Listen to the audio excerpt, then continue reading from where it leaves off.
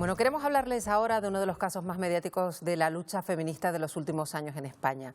Hoy hablamos de un giro que ha dado de 180 grados en el caso de Juana Rivas, esta madre granadina condenada a prisión por huir con sus hijos porque no le devolvió a su padre, a estos niños. Lo había acusado de maltrato y huía de él.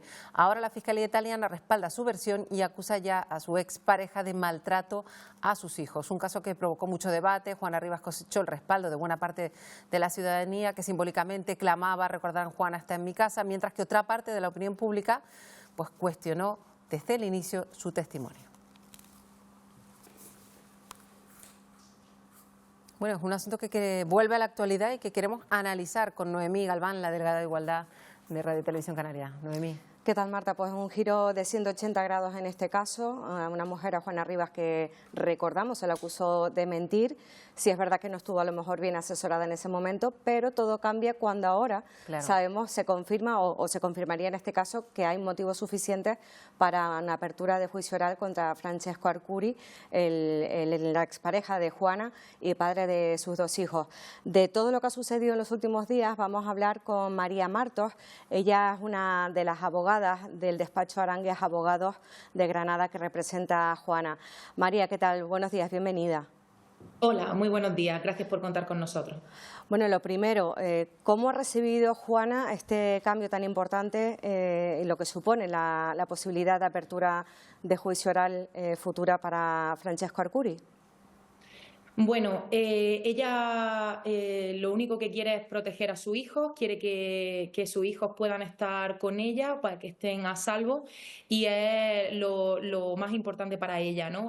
Lo que se ha notificado por parte de la Fiscalía de Cagliari es un escrito de procesamiento, que sería el equivalente a cuando en nuestra jurisdicción se finaliza la fase de instrucción y pasa a la fase que llamamos intermedia.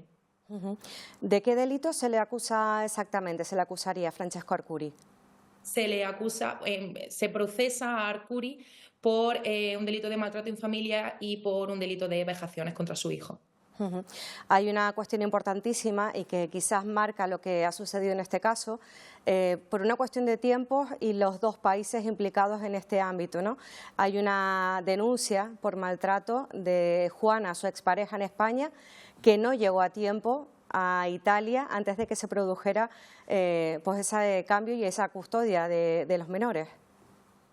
Sí, bueno, cuando eso ocurrió se vulneró lo previsto en el Estatuto de la Víctima, que prevé que en el momento en el que exista una denuncia por maltrato y esa víctima esté haciéndola valer en su país, se debe traducir inmediatamente y se debe enviar al país en el que se está dilucidando el tema de la custodia para que se paralice, y eso no ocurrió. La denuncia se quedó en un cajón y se activó todo el mecanismo de devolución de los menores sin que eso se tuviera en cuenta.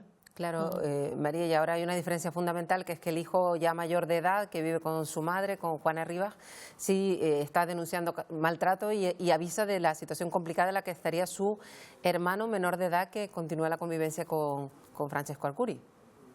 Sí, efectivamente, a nivel civil, en la jurisdicción italiana, que va de forma independiente a la jurisdicción penal, porque a pesar de que se ha procesado a Francesco Arcuri por un delito de maltrato contra su hijo, él sigue teniendo la custodia del menor de ellos, de Daniel, de 10 añitos de edad, que se está dilucidando ahora de nuevo tras la decisión del Tribunal Supremo italiano, que anuló la sentencia de la Corte de Apelación italiana que le dio la custodia de Daniel a Arcuri. Entonces estamos muy pendientes de que eso se revise, y lo que nosotros solicitamos es que se realice con las máximas garantías, que se adopten medidas cautelares de protección a Daniel, porque está obligado a vivir con su padre y no goza de la protección de las autoridades que tendría que tener, ¿no? Además, esas medidas cautelares también serían necesarias, tal y como ustedes defienden, para que el menor, cuando le toque declarar contra su padre, pueda hacerlo en garantías de libertad.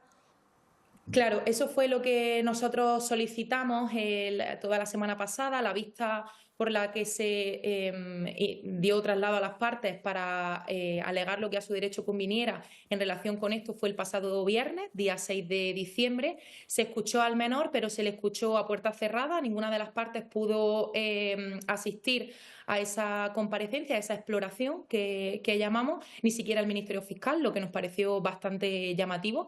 Y la exploración únicamente duró 3 minutos, fue muy breve.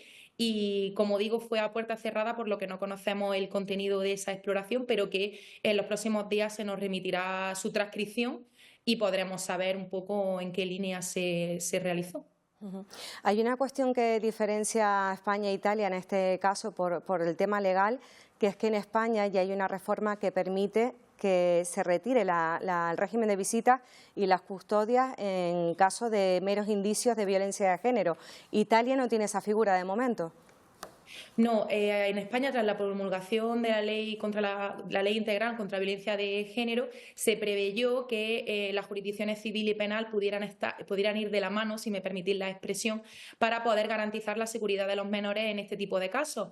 Pero en Italia la jurisdicción civil y la jurisdicción penal en estos casos van de forma independiente y no están unidas para tomar este tipo de decisiones. Es lo que nosotros reclamamos y no se ha producido todavía.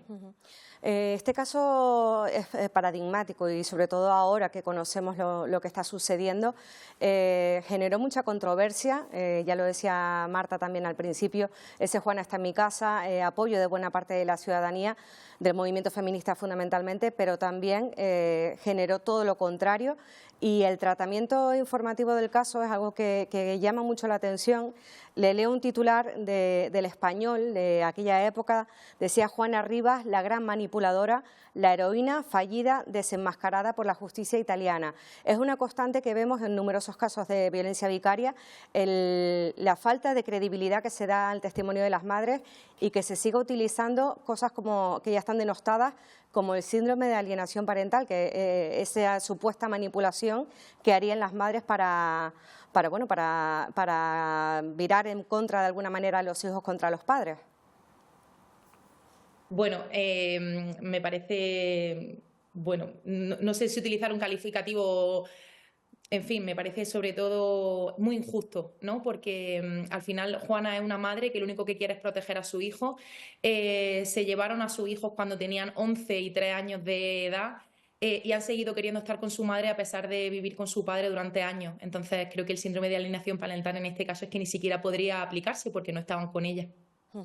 Hablamos además de un juez que llamó la atención llama la atención y ha seguido llamando, de hecho tiene alguna sanción del Consejo General del Poder Judicial, el juez Piñar, ya jubilado, que tuvo que juzgar y condenar.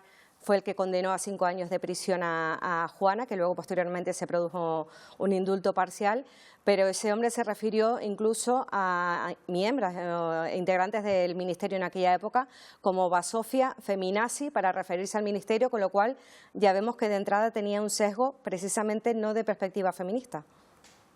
Sí, efectivamente, y de hecho, formamos parte del equipo jurídico que se creyó en su contra por prevaricación. Entendemos que es lo que ocurrió, creemos que tenía un sesgo ideológico bastante determinado y que eso influyó muchísimo a la hora de condenar a Juana. De forma posterior, cuando se interpuso el recurso de casación ante el Tribunal Supremo por este despacho, el Tribunal Supremo nos dio la razón y consideró que era excesiva la condena, de hecho la rebajó a la mitad. Y luego, como efectivamente muy bien dice, fue indultada por el Ministerio de Justicia. Lo cierto es que nos enfrentamos y casi terminamos ya a un caso paradigmático, ¿no?, de violencia institucional, de violencia de género, de revictimización, y vamos a estar muy pendientes obviamente de lo que pueda suceder a partir de ahora, porque esto es un giro fundamental. Y por quedarnos con alguna cosa, lo que ha dicho su hijo mayor, que ya tiene la capacidad de pronunciarse también a nivel mediático, ha dicho que teme por la vida de su hermano y que ve que su padre no es capaz de controlar su ira, con lo cual estaremos muy pendientes de lo que pueda suceder a partir de ahora con esas declaraciones y la posible apertura de juicio oral. Pues María Martos, del despacho Arangues Abogados de Granada, que representa a Juana Rivas, mil gracias, como siempre. Durante estos años hemos seguido también el caso a través de Carlos, del titular del despacho, Carlos Arangues. Le agradezco en este caso a usted que nos haya atendido en esta mañana. Gracias a vosotros, buenos días. Un saludo. Bueno, pues seguiremos muy pendientes. Va a ser un caso, desde luego, que ha impactado, que una vez más vemos que el transcurrir de los años nos da quizás una visión diferente. Ahora sabemos más también lo que es la violencia vicaria, se ha hecho mucha pedagogía, por desgracia también por numerosos casos, pero bueno, desde luego va a ser interesante lo que suceda a partir de ahora. Me gustaría pensar que algo ha cambiado. Desde luego, ha cambiado. Ojalá que también sí. la forma de ver un caso como esto. Gracias, Noemí. Hasta la próxima semana.